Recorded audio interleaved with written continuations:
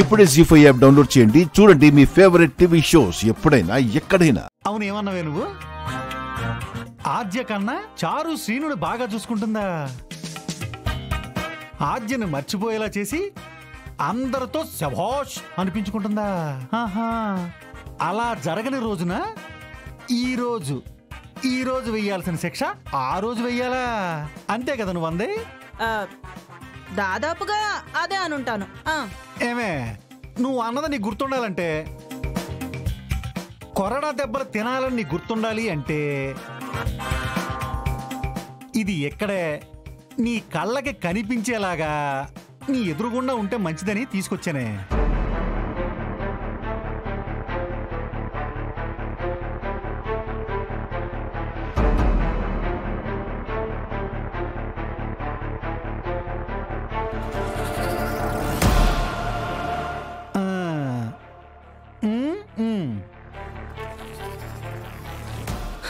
మీరు కొట్టాలని తీసుకురాలేదా? బాగా భయపడ్డావు కదా? ఏమే, నేను గుర్రమే కూర్చునుంటే నీకు నిజంగా పడిపోయేవే. నీ అదృష్టం బాగుండి నేను గుర్రం ఎక్కకుండా నార్మల్గా వచ్చా.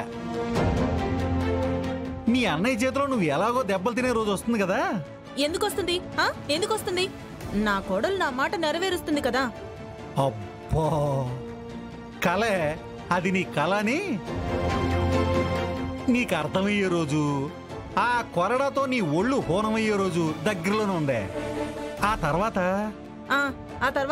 అబ్బో ఎంత తొందరపడుతున్నావే. ఏమే, నీ మాట నిలబడినప్పుడు ఆ చారు మాత్రం ఇంట్లో ఎందుకుంటుందే? నా కొడుకుతో చారుకు విడాకులిప్పించేసి ఆద్యతో నా కొడుకు పెళ్లి చేసేస్తాను. ఎంత చెప్పినా నీ దారి నీదే కాబట్టి ఉదయం సాయంత్రం నిద్ర లేచాక నిద్ర పోయే ముందు అదిగో ఆ కొరడాను చూస్తూ ఉండు.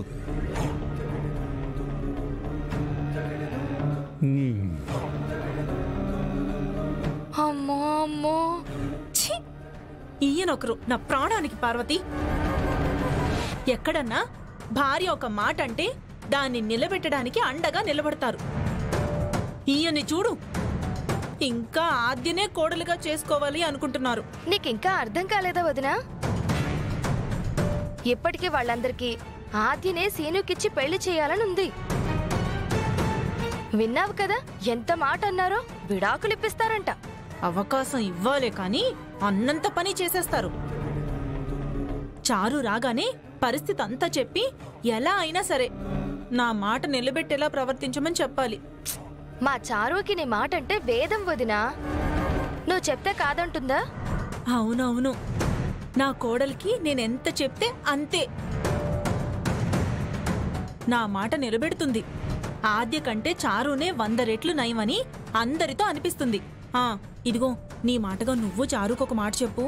రానివ్వు, తప్పకుండా చెప్పకుండా ఎందుకుంటాను. చారు తొందరగా వస్తే బావుండు. బంగారం దొరికింది అంటే ఆ దొంగ కూడా దొరికే ఉంటాడు కదా? లేదు సార్, వాడు పారిపోయాడు. మనిషిని చూసారా? మనూరు వాడా బయటవాడా?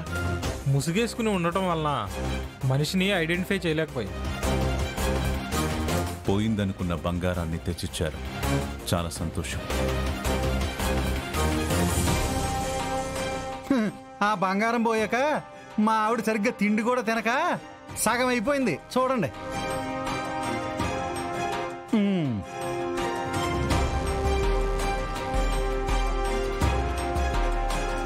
అన్నయ్య, ఇందులో ఏదో ఫోన్ ఉంది.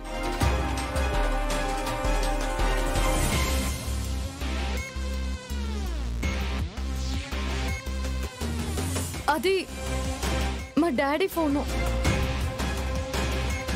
ఈ బ్యాగ్లోకి ఎలా వచ్చింది? పెదనాన్న డాడీ ఎక్కడున్నారో తెలీదు, కానీ డాడీ ఫోన్ ఈ బ్యాగ్లో ఉందంటే నాకెందుకో భయంగా ఉంది. ఇంకా అర్థం కాలేదా? ఈ బంగారం తీసింది మీ నాన్న కాబట్టి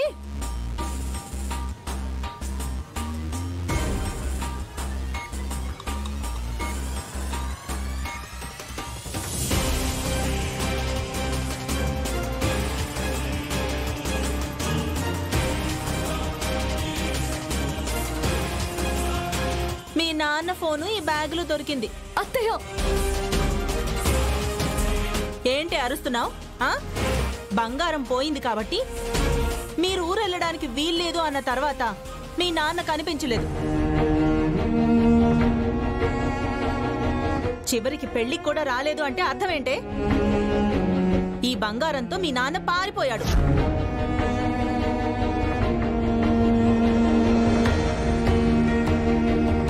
అక్క, నోటికి ఎంత మాట వస్తే అంత మాట అంటవేనా? ఉన్న మాటే అంటున్నాన్రా.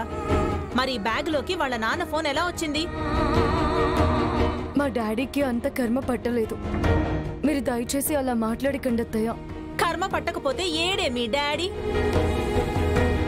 ఈ బంగారంతో ఎలా బయటపడాలా, ఎటు పోవాలా, ఇంటి దగ్గరుంటే పోలీసులకు దొరికిపోతామని భయపడి బయట తిరుగుతూ పోలీసులకి కనిపించుంటాడు. పోలీసులకు దొరకగానే పారిపోయి ఉంటాడు.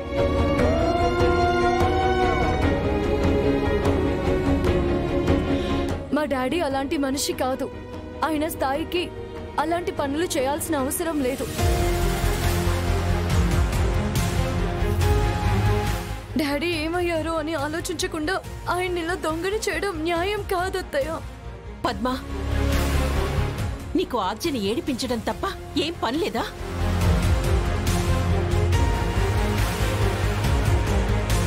వాళ్ళ నాన్న అమెరికాలో పనులన్నీ వదిలేసి నీ బంగారం దొంగతనం చేయటానికి ఇంత దూరం వచ్చినట్టు మాట్లాడుతున్నావు.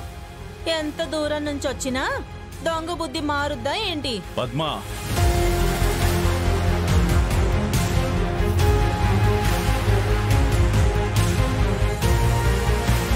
కిషోర్ దొంగతనం చేయడం నువ్వు చూసావా? అంటే అన్నయ్య, బ్యాగ్లో ఫోన్ ఉంది కదా. బ్యాగ్లో ఫోన్ ఉంటే దొంగతనం చేసినట్ట?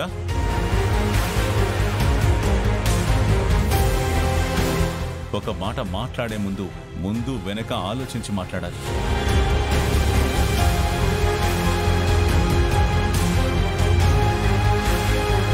పిల్లలెదురుగా ఏం మాట్లాడాలో ఏం మాట్లాడకూడదో కూడా తెలియట్లేదు నీకు.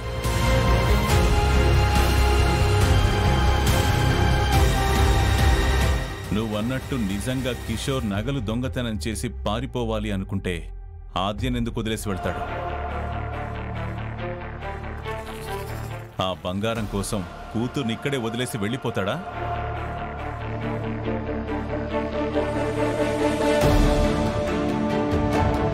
డబ్బు కోసం, బంగారం కోసం బిడ్డల్ని వదులుకునే దుర్మార్గులు ఎవరు ఉండరు. ఉన్నా వాళ్ళు మనుషులు కాదు. మనుషుల మధ్య అస్సలుండరు. ఇన్స్పెక్టర్ గారు, కిషోర్ గురించి మాకు తెలుసు.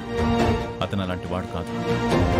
ఆ పారిపోయిన వాడు ఎవరో తెలుసుకోండి. అలాగే సార్, వస్తాం సార్. మంచిది. జీ5 యాప్ డౌన్లోడ్ చేసి అన్ని ఎపిసోడ్స్ పూర్తి ఉచితంగా చూడండి.